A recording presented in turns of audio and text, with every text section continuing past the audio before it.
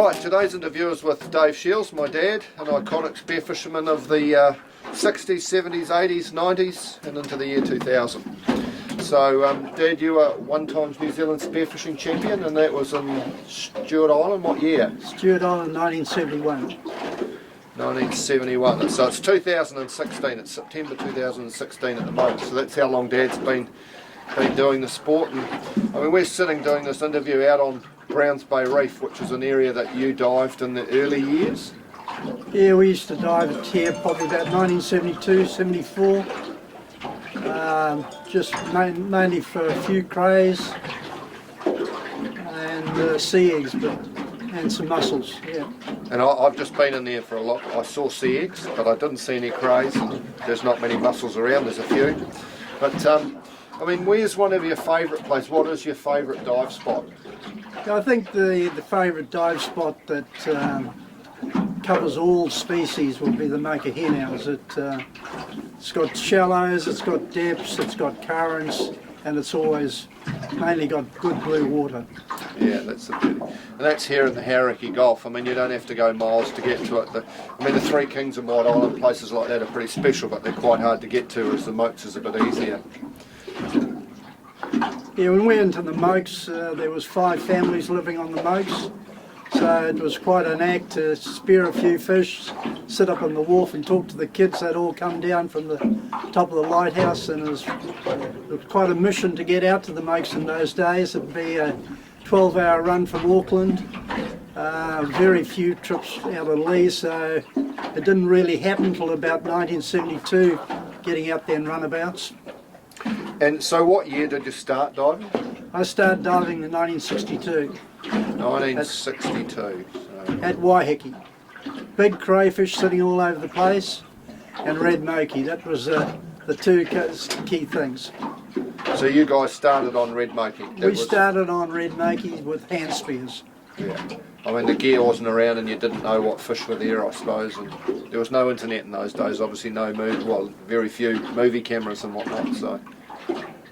Yeah, I think things didn't really kick off till 68, when the New Caledonians came to New Zealand and showed us what real diving's all about, is diving down, working the ledges and the weed edges and depths, and spearing fish in the head and finding different species, yeah, which really we hadn't seen or even looked for. But that's how we all get better, is by diving with better divers. Is there a diver that you learned a lot from? I think the divers I saw the best and showed their skills with the Australians back in about 1969, 70, where they started working the weed edge and were actually lying on the bottom and bringing the fish into them, where we swam along the shallows and just put the mileage in, and because there was a lot of fish around those days.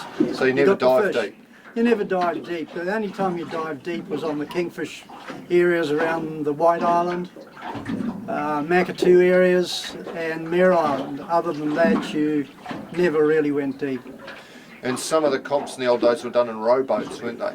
Yeah, the first comps were swimming races from boat dinghies, but you could have a row that would row you anywhere you wanted to go, and they'd tow out about 120 of these rowing boats out of Wettie or the Bay of Islands, and everybody would pile in and go their own way and be back to the weigh-in. And the fish lists were a bit more open. The only thing that was probably angelfish was the only things that weren't allowed on the fish list, and red moki, I think in the early days wasn't allowed. Oh no, it was allowed right up to 1972.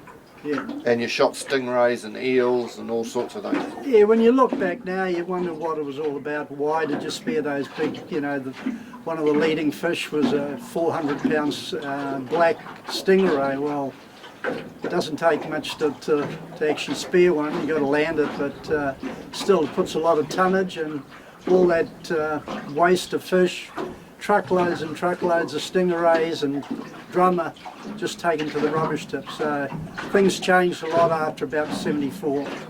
And do you think the fish numbers are still there like they used to be? The fish numbers aren't there, especially in the big kingfish, the main kingfish rocks where you'd only probably get to maybe once or twice a year, and you'd only spear the biggest fish. You'd only land one fish for the whole lot. Those rocks no longer hold those fish.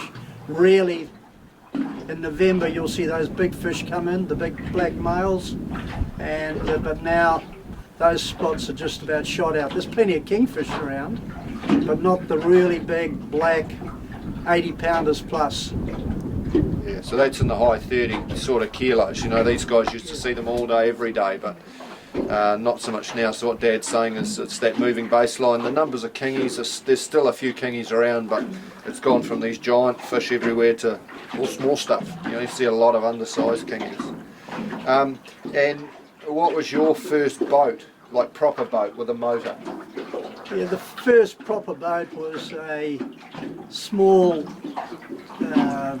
3-metre ply boat with a 5-horse seahorse on the back, and then we got up to 30 horse, and then probably about 1974 the first imported 90s were brought in the country, but 90s. Guys were going out to the boats with 30s and 50s on. I won't say a lot of divers, but 1 or 2 divers actually got out there on the good days to the makes with a 30-horse Johnson on. So that was in the days before there was weather forecasts available, before there was probably decent radios, reception and backups and coast guards and things like that. So these guys were sort of the pioneers of going to those places, and they all survived it. Yeah, I was very lucky to meet up with a crayfisherman who would take us out there on a Friday night, and we'd work his pots in the morning, and all afternoon we'd have 6 hours of diving right till dark, and we really got to know the top of the barrier, the outside of the barrier, and the Mocha Hen House, and those areas were just never touched by divers. No charter boats would go out there. Yeah, we can only dream of it being like that. It's certainly a lot different. Certainly a lot different. And Dad's one of the guys that's been lucky enough to dive with his children and also with his grandchildren, you know, so 3 generations of spearfishermen and spearfisher women. There's been plenty of those around and carry on the sort of the knowledge and things like that, and plus he's helped out lots of young guys from the early days of my days in the Bluefins. There was lots of guys he helped out and took out and showed around and took in the boat and things. So it's important to have these older guys around giving their knowledge and showing their spots, which Dad's always been pretty free with, and keep the sport alive. But the numbers of competitive spearfishermen haven't grown, whereas the numbers of spearfishermen has got massively bigger. Why do you reckon that is?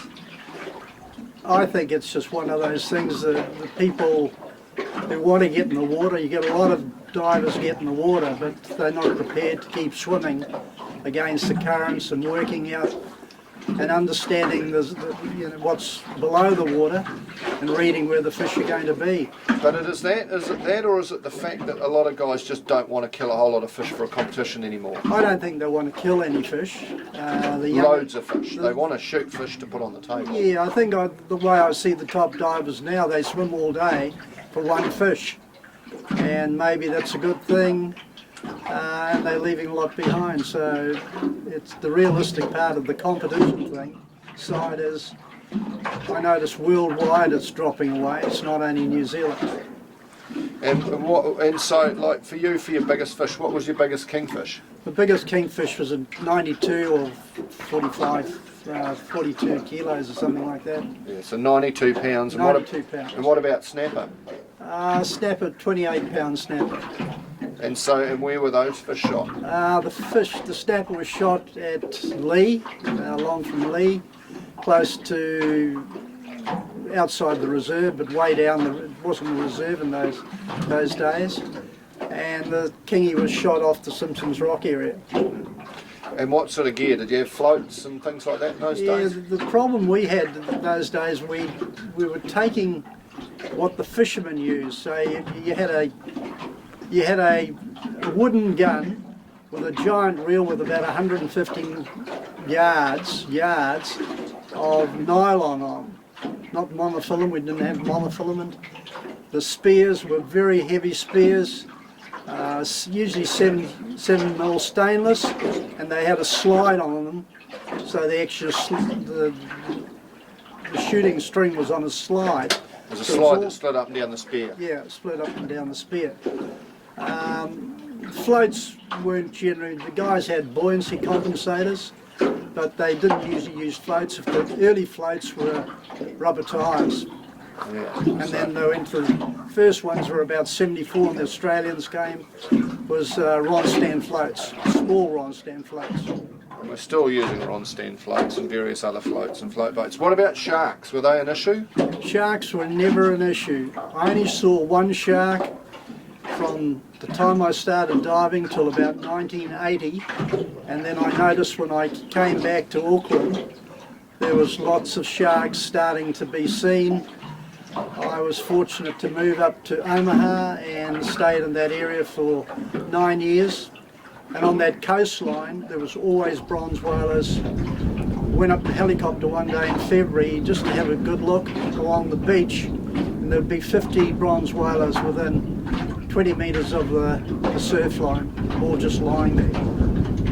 So the sharks have always been there, it's just they've got to know what Spearos are a bit better and become an issue. I think, you know, places like Little Barrier now where the sharks are in large numbers there, and they know they're going to get a feed from the spearfishing by just following behind his float or hearing the gun go off. It doesn't take long before action starts to happen.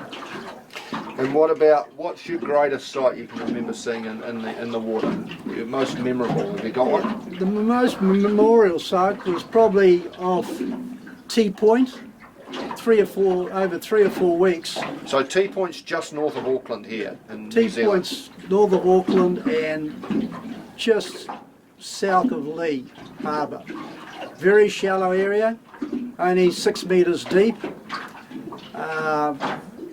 A coastal beach, and there were 30 tonnes of snappers, approximately 3 to 4 acres of schooling snapper, and they stayed there for 3 weeks on the surface. I saw the same thing at Mere Island off Astrolabe Reef and Tahur Reef, large tonnages of snapper just schooling on the surface, and they'd be 6 or 7 metres deep, and they'd go for 3 or 4 acres. All sizes of snapper just staying in a big patch. But you didn't bother spearing them so much because you were kingy shooters. Snapper weren't really the... Yes, snapper wasn't the key thing. Snapper didn't really take off till the Australians came and showed us there was really big snapper and how to get onto them. Kingfish was always, you always swam, went to a kingfish spot or a tide spot, and it was, yeah, I suppose getting those big fish. But inside the Hauraki Gulf here, Turi was the key areas for the kingfish in those days. Still is a little bit, but they're not very big, and there's lots of bronzies there, and they like to take the kingfish off your spear. So, any other memories, things, you know? Like... I think they were going to White Island and Stewart Island, and Stewart Island being totally different than any of the northern waters, diving under big deep weed and seeing all the different species that hang around there in big schools. Yeah. No, we're pretty spoilt. Fortunately, Dad's got to see the best of what New Zealand's had to offer, and some of the overseas trips he's done and things like that. So the fish that does stand out is the boarfish, which we only saw on deep reefs on tanks. We never saw on snorkel. And if you look at the records, competition records, or even talk to dive clubs, very few boarfish were shot right up till about 1980, and then they started being shot in regular numbers, and now quite a few people generally know where they hang out. Well, that's Dave Shields, iconic spearfisherman of starting in 1962. This is 2016, and he's still out in the boat with us still.